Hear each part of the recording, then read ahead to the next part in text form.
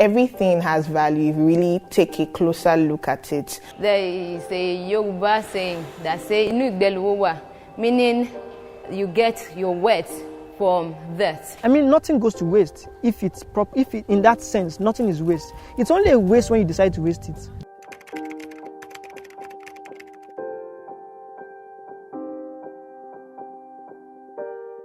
The world generates 2.01 billion tons of municipal solid waste annually. That is, worldwide, waste generated per person per day ranges between 0.11 to 4.54 kilograms. Global waste is expected to grow to 3.4 billion tons by 2050. In the same year, Sub-Saharan Africa's total waste generation is expected to more than triple. Now imagine if all the waste generated could be used and reused in the most productive and sustainable way across their entire life cycle. Nigeria generates around 35 million tons of waste. I mean, 35 million tons of waste is huge yearly. That's an average of like 2 kilograms per day of each person. If you look at this and the way our waste management structure is in Nigeria, it's not sustainable. In the sense that you have people generating waste, you don't have a collection system to collect the waste, you don't even have processing facilities to process them. So what you find out is our drainages are blocked with plastics, with paper, with different types of waste. Meanwhile, this waste is value that we are throwing away. So you see, we are causing the problem of climate change because many people end up burning this waste in their houses, leading to emission of waste. Other countries, they've gone ahead of us, way ahead of us, in putting policies and putting platforms that will cut down waste so that even the waste that we have is reduced, is not even so available anymore than us finally upcycling them. Africa's rapid population growth, increasing economic activities and growing urbanization have resulted in unprecedented augmenting of waste materials. For us here, what we do majorly is aggregation, and what it entails is that we collect these bottles. It comes with liquids inside of them. It comes with some sand, oil, and all those kind of things. It comes with covers and labels and all that. So basically, what we do is we remove those covers, remove the labels, remove the sediments inside those bottles, and then we just compress into bales to send to manufacturers. So what the manufacturers do is that they now crush into flakes, and then they wash them, they turn them into pellets, and then they can then make further products from them. So some companies produce bottles. There are new companies in Nigeria now that produce new bottles, so new plastic bottles from this. So some of them produce bottles, some produce fiber. Your pillow stuffings, the white stuff you see in your pillow, are made from things like this. Some companies make shirts. So your jerseys, the football jerseys, are made from PET bottles. That's like an overview of the process. It starts with collection from dump sites, mostly. From different points, we have our vehicles, bringing them in. We have our sorters, they sort, take care of everything, and then we process. After processing, we take them out.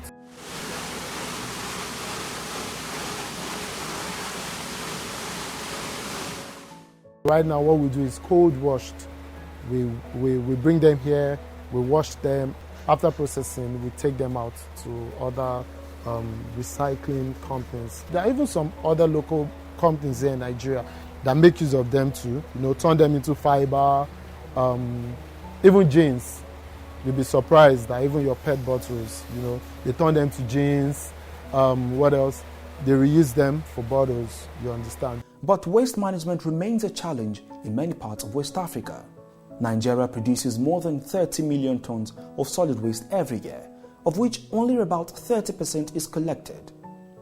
The reason why I believe we've not tapped into this is because we don't have a proper waste management structure. So the only thing we have in Nigeria is collection. And even the collection, so out of the 35 million tons we generate, we collect only about 20%. I mean, we just collect 20% of 35 million tons. That's where's the 80% going to? Going to our landfills, going to drainages, going to be burned somewhere. And most of the collection is in urban areas. What happens in the rural areas, the semi-urban areas? You need a large mass of land. You need steady electricity. Now, price of diesel has gone way, overboard. For anything to work in Nigeria, it has to start from the policy and implementing the policy. Up until I think 2 years ago, we did not have a plastic waste management law in Nigeria. We didn't have that. We didn't even have a solid waste management law in Nigeria that was passed. It was up until like 2 years ago that was actually passed. And even as it is passed, there's no implementation of it. I mean, we are not seeing anything. So the government actually has a role to play in terms of implementing these policies and enforcing them and supporting the industry. I made a post on my Twitter page recently about how recycling is expensive. I'm helping the environment. I'm solving a problem for the environment. But then I have to buy diesel at the same price that a Dangote is going to buy diesel. I'm going to buy diesel at the same price one of these big multinationals is going to buy diesel. So it doesn't make sense for me if I'm solving a problem where I have to compete with other manufacturing industries to buy inputs at the same price, because I'm also buying iron, I'm buying binding wire at the same price somebody else is buying it. So those policies are not there to help us grow in the sector. We are not supposed to be shipping out these materials. We are supposed to be adding value to it, to the last point, you understand, and use them here in Nigeria. We're adding more value and even export, you understand. So there's still a lot to be done. Power is a major issue. Getting funds, capital is a very major issue. Recycling is heavy on logistics, and with the constant increase in fuel and diesel price, the scarcity, this holds us back because we spend a lot on logistics. So this is one of the major challenges that any recycling company faces. Secondly, we have our workforce is majorly informal and so getting them to do things in the formal way is quite difficult, and then it's also capital intensive. Yeah. Recycling is fairly new in this climate, in this part of the world. It's not something we've been doing for 10, 20, 15 years now in Africa.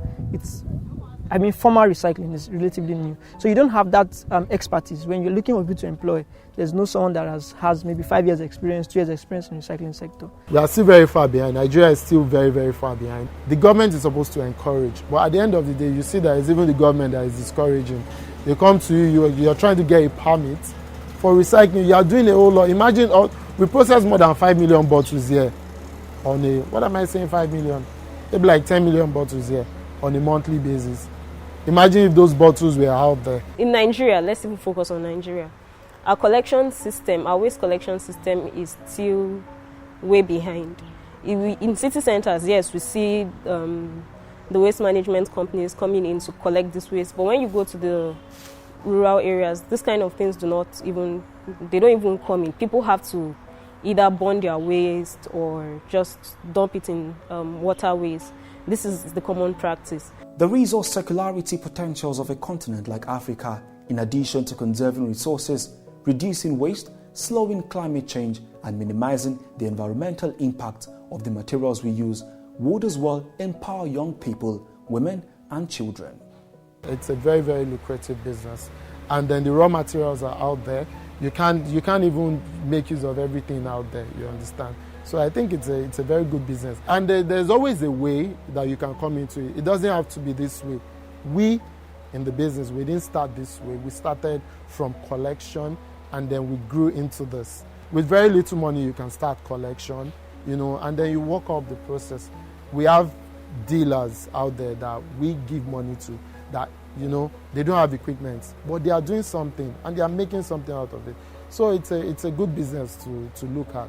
I work with welders, I work with carpenters, because all the work doesn't come from me. And these people bring the ideas to life. There are things I do myself, but most of the time I partner with other artisans to bring the idea I really have to life. The recycling value chain is broad, from collection to processing to marketing. It's a long value chain, and you have to employ people in all those value chains. Recycling reduces the problem of climate change. It reduces the effects of flooding. So if you are taking plastics out of drainages, it mitigates the effects of flooding and all those kind of things.